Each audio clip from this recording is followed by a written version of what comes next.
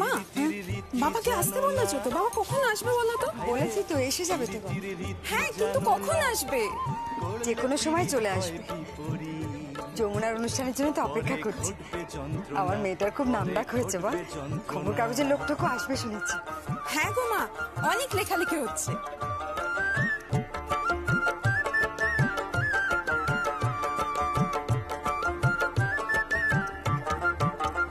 সে এক ব্রাহ্মণের ছেলে, সে এক ব্রাহ্মণের ছেলে। যমুনা, এবার চলো, তোমাকে বাজাতে হবে। হ্যাঁ, বাজাবো তো বটে। চলো। পা ধুয়ে খেলে, ও ভাই পা ধুয়ে খেলে।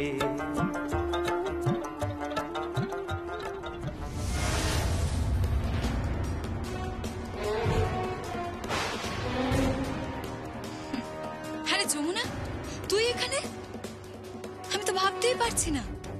আই এম সারপ্রাইজড যে তুই এখানে। মানিয়ে গেছে, একদম ঠিকঠাক মানিয়ে গেছে। একটা ঠাকের মেয়ে হিসেবে একদম মানিয়ে গেছে। আচ্ছা যমুনা, তোর সেই আশীর্বাদী হাতটা কোথায় গেল, যেটা তুই আমার গলা থেকে খুলে নিয়েছিলি? হ্যাঁ, আর তোর হাতের গয়নাগুলোই বা কোথায় গেল যমুনা? কি হলো, তুই উত্তর দিচ্ছিস না কেন? তোর তো নাকি হাতি সালে হাতি, ঘোড়া সালে ঘোড়া, তোর নাকি আলমারি ভর্তি গয়না। তুই নাকি অফিস যাচ্ছিলি, স্বয়ং কেদার রায় তোকে ব্যবসার দায়িত্ব দিয়েছিল। তাহলে এমন কি হলো যমুনা? আরে কি হলো, চুপ করে আছিস কেন? উত্তর দে। ও, তুই তো আবার ঘোটালা করেছিস, তাই না? 1 কোটি টাকার ঘোটালা। আর সেই টাকা মেরে তুই আবার বড় পিসমশাইয়ের উপর দোষ চাপিয়ে দিয়েছিস। বাহ যমুনা, বাহ, কি স্কিম খেলেছিস। গ্রেট। আশা করি এবার তুই বুঝতে পেরেছিস যমুনা, যে তোর আসল জায়গাটা ঠিক কোথায়। আরে আমি তো এখানে না আসলে জানতেই পারতাম না যে তুই তোর আসল জায়গায় ঠিক ফিরে পেয়েছিস। ঠিকই আছে, একদম ঠিক আছে। আচ্ছা যমুনা, তুই তো আজ এখানে ঢাক বাজাবি, তাই না? ডাক ডুমা ডুম ডুম, ডাক ডুমা ডুম ডুম। বাজা, ভালো করে বাজা যমুনা, ভালো করে বাজা। বিশেষ করে আমার এই ভেতরে যে জ্বালাটা আছে না, সেটা ঠান্ডা হয়ে যাবে। তোকে ডাকছে, আরে তোকে ডাকছে, ওখানে যা, গিয়ে ঢাকটা বাজা। আরে যা।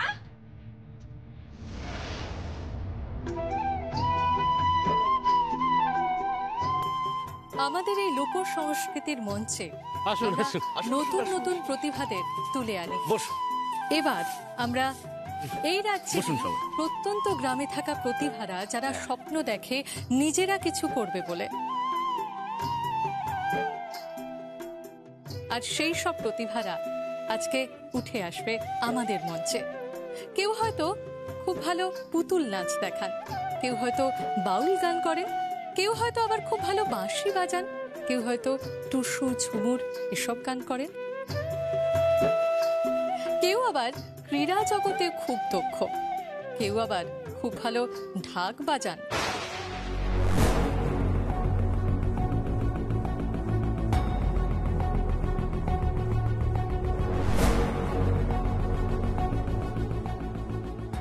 এখানে ঢাকের অনুষ্ঠানও আছে নাকি?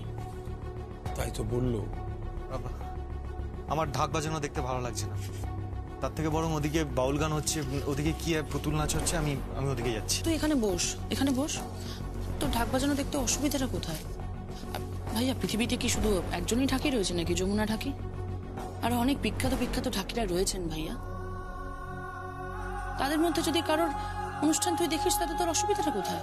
গীত, আমার ঢাক ভালো লাগছে না, ঢাকের শব্দ আমি কানে নিতে পারছি না, তুই বুঝতে পেরেছিস? আমি ওদিকে যাচ্ছি। তুমি যন্ত্রণা পেলে আমার কষ্ট হবে। চুপ করে বসো, আমরা সবাই ঢাকের অনুষ্ঠানটা দেখব। বসো। এখানে এই মঞ্চে আমার যমুনা ঢাক বাজাবে? বাজাবে তো মা? আর ভূমিকা না করেই জানাই যে নামি দামি যে প্রত্যন্ত অঞ্চলের শিল্পীরা আজকে উপস্থিত হয়েছেন আমাদের মধ্যে, তাদের মধ্যে একজন এই শহরের বুকে তার রাজত্ব কায়েম করতে শুরু করেছেন।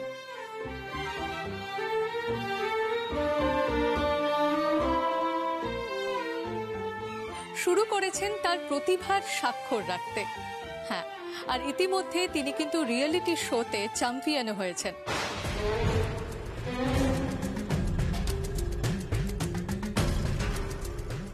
আর শুধু তাই নয়, তার জীবন কাহিনী নিয়ে কিন্তু তৈরি হচ্ছে একটি চলচ্চিত্র, আর সেই চলচ্চিত্রের সঙ্গীত পরিচালনায় রয়েছেন কিন্তু তিনি। তাকে আমরা মঞ্চে ডেকে নেব। আর যেটা বলবো সেটা হচ্ছে যে সমস্ত জেলার যেসব পিছিয়ে পড়া শিল্পীরা রয়েছেন, হ্যাঁ তাদের প্রতিভা হয়তো আছে, কিন্তু তারা জনগণের সামনে সেই প্রতিভার সাক্ষ্য রাখতে পারেনি। তাদের প্রত্যেকের কাছে এটা একটা ইন্সপিরেশন। আর তারা কিন্তু শিখবে, অনুপ্রাণিত হবেন, তারা উৎসাহিত হবেন এবং নিজেরা নিজেদেরকে বলবেন যে হ্যাঁ আমরাও পারি। বিশেষ করে যারা মহিলা শিল্পী তারা। আর তাদের জন্য আজকের মঞ্চে আমরা উপস্থিত করতে চলেছি বিশেষ অনুরোধে আমাদের সকলের প্রিয় যমুনা ঢাকি।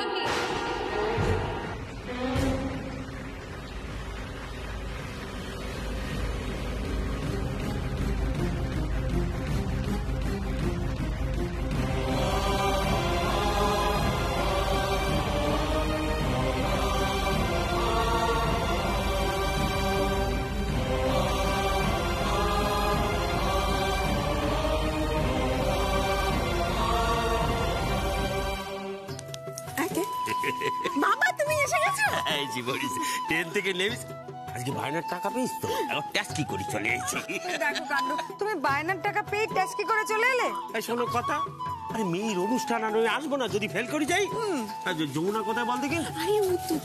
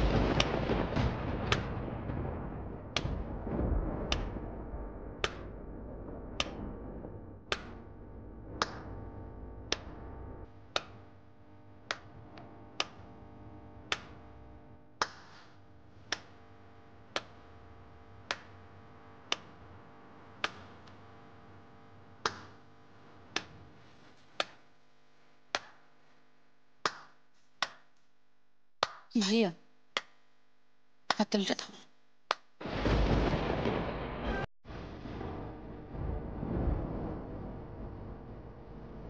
আমরা যমুনাকে কিছু বলার জন্য অনুরোধ করছি।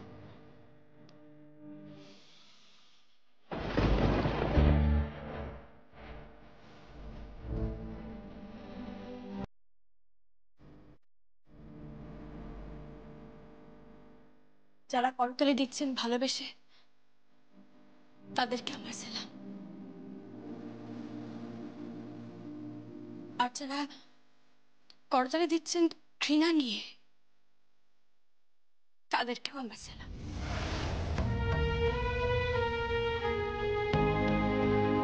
আমি এখানে একজন শিল্পী হয়ে এসেছি, সেটাই আমার পরিচয়। অন্য কোনো পরিচয় নেই আমার।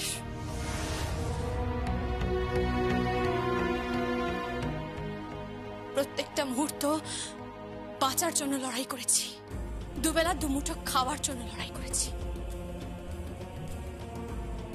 বাবুদের বাড়িতে কাজ করেছি, মাঠে ফসল তুলেছি, বাগচাষির কাজ করেছি, এমনকি কয়লাও তুলেছি। তারপর আমার বাবা আমার গুরু।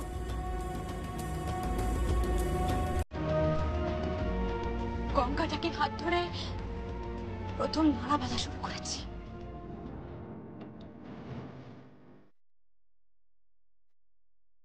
ঢাকের কাছে আমার মনে এক তীব্র আকর্ষণ তৈরি করে।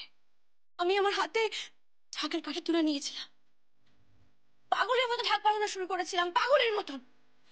তখনও বুঝিনি, জানেন, তখনও বুঝিনি যে যে বাজ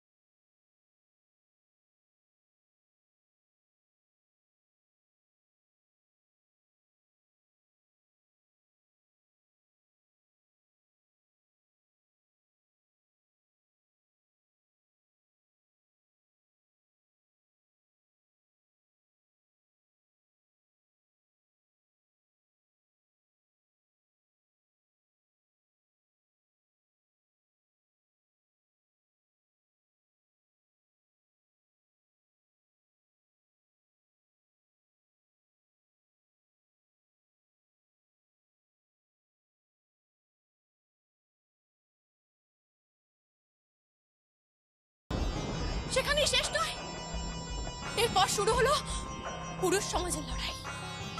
ক্লান্ত হইনি আমি, এক চিলতেও ক্লান্ত হইনি আমি, লড়াই লড়ে গেছি শেষ পর্যন্ত।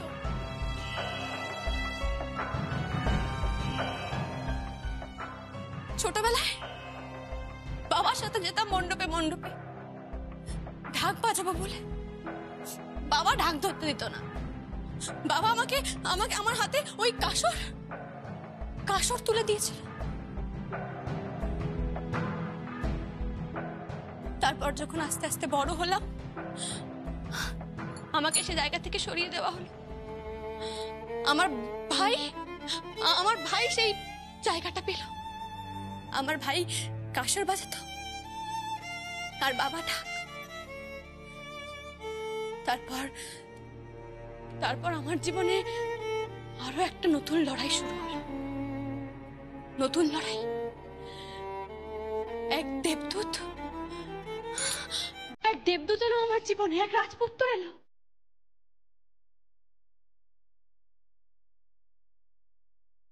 হাই, আমার নাম সঙ্গীত।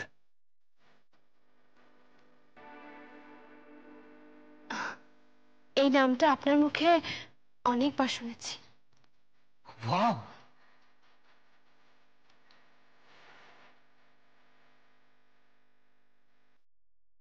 তুমি যদি চাও তাহলে সারা পৃথিবীর গোলাপের পাপড়ি তোমার পায়ের নিচে এনে ফেলবো, আর তারপর যতগুলো পাপড়ি ঠিক ততবার বলতে পারি আই লাভ ইউ।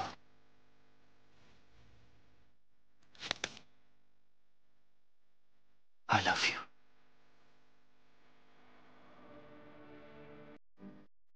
পক্ষীরাজে চড়ে এক রাজপুত্র এলো আমার জীবনে।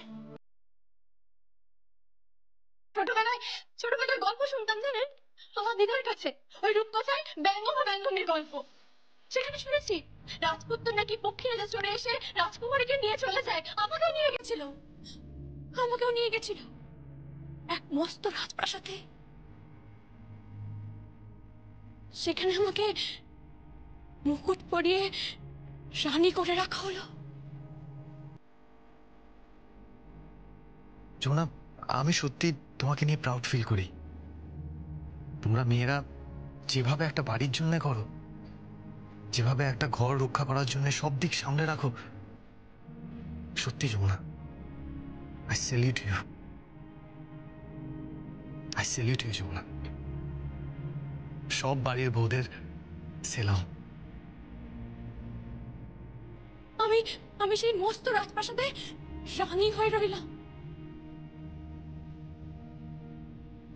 আমি ভাবলাম, জানেন, ভাবলাম আরে যমুনা, তোর ঢাক তোকে রানী বানিয়ে দিল রে।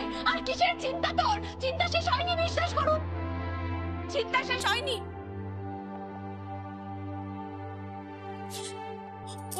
ওই রাজপ্রাসাদে রাজা মশাই আমাকে রাজ্য চালানোর দায়িত্ব দিলেন। রাজপুত্রকে ডেকে বললেন যে এই রানী রাজ্য চালাবে।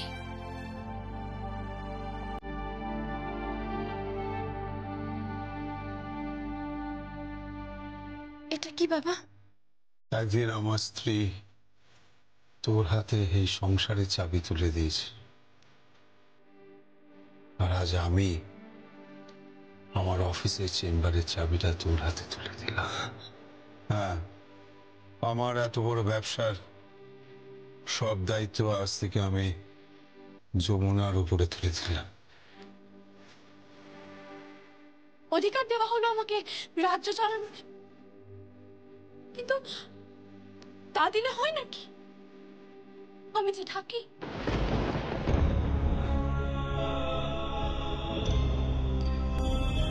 আমি যে গরিব, আমি তো টাকির মেয়ে না। গরিবরা তো সবসময় চুরি করে। আমি টাকা নিইনি বাবা, ওই 1 কোটি টাকা আমি নিইনি। আমি বড় বেশিকে দিয়েছিলাম বাবা, বিশ্বাস করুন আমার কথা, আমি টাকা নিইনি বাবা। তুই নিয়েছিস টাকা? ধরে না বুঝে, ধরে না বুঝে তোর শরীরে চোরের রক্ত পড়ছে। গরিব মানেই নাকি অসৎ? গরিব মানেই নাকি চোর? আরে কোথায় লেখা আছে বলুন তো গরিবরা অসৎ হয়, গরিবরা চুরি করে? কোথায় লেখা আছে বলতে পারবেন? আপনারা জানেন? পুরো পৃথিবী ঘুরে দেখবেন, সব বড় বড় লোকগুলোই, সব শিক্ষিত মানুষগুলি বড় বড় চুরিগুলো করে।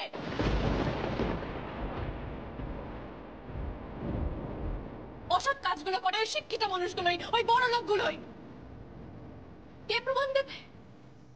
কে গরিব টাকির কথা বিশ্বাস করবে? কে বিশ্বাস করবে? করো না, কেউ বিশ্বাস করবে না আমার কথা। আমাকে সেই রাজপ্রাসাদ থেকে, সেই রাজত্ব থেকে সরিয়ে দেওয়া হলো। তাহলে তুইও শুনে রাখ, কি? যদি বাপের বেটি হয়ে থাকিস তাহলে চলে যায়।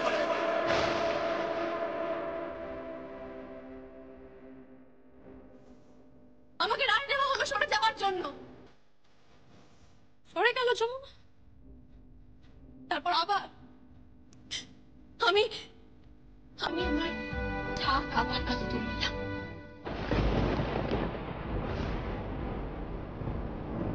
এই ঢাকি আমার এখন আসল অস্ত্র। এই ঢাকি আমার অস্ত্র। যে রাজ্য পাঠ থেকে আমাকে সরিয়ে দেওয়া হয়েছে, যে রাজত্ব থেকে আমাকে সরিয়ে দেওয়া হয়েছে, ঘাট ধাক্কা দিয়ে বের করে দেওয়া হয়েছে, সেই রাজত্বের মানুষগুলোকে আমি বলছি, রাজত্বের মানুষগুলোকে আমি বলছি, এই ঢাক দিয়ে আমি নতুন রাজ্য শুরু করব। নতুন রাজ্য।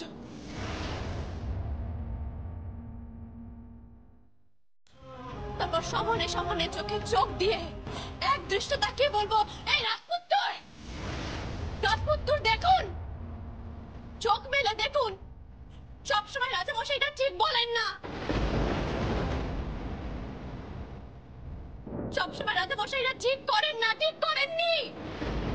রাজারা সবসময় ঠিক হন না, ঠিক কথা বলেন না, ঠিক রায় দেন না। আমরাও ঠিক কথা বলি। আর সেই দিন আমি রাজামশাইকে বলবো, রাজামশাই বন্ধ করো।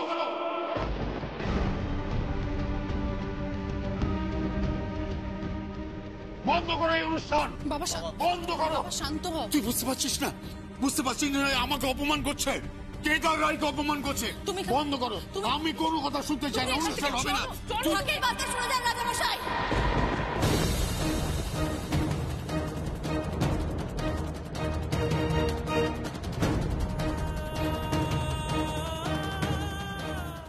আমার ঢাকের বাজনা শুনে যান রাজামশাই। আমার এই ঢাকের কাঠির দিব্যি রাজপাট আমি ফিরিয়ে আনবই।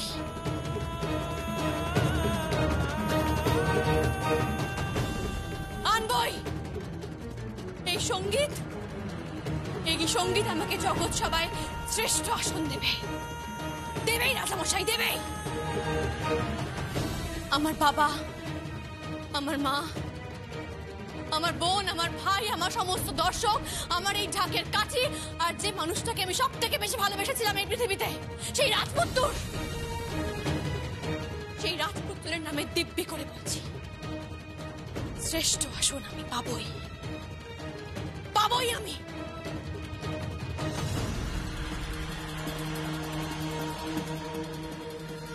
কথা দিলাম আমি, কথা